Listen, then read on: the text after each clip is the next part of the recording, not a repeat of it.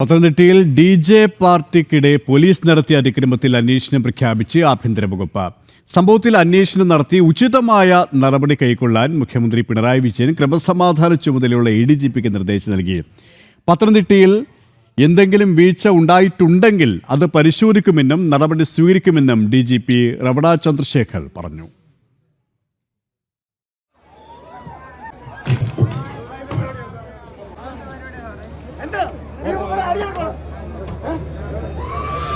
പത്തനംതിട്ടയിൽ DJ പാർട്ടിയിലെ police ഇടപെടലുമായി ബന്ധപ്പെട്ട് വീഡിയോ ദൃശ്യങ്ങൾ പുറത്തുവന്നതിന് പിന്നാലെയാണ് മുഖ്യമന്ത്രി അന്വേഷണം പ്രഖ്യാപിച്ചത്.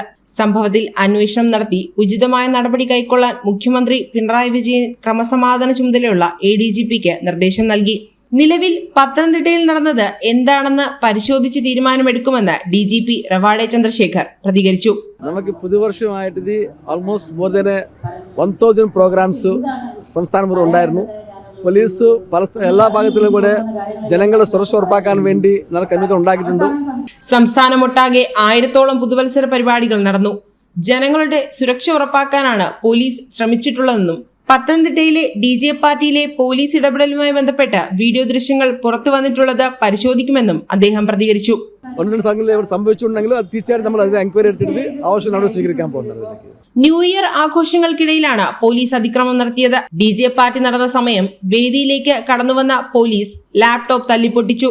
തുടർന്ന് ദൃശ്യങ്ങൾ പ്രചരിച്ചതോടെയാണ് നടപടി. ജനം, തിരുവനന്തപുരം.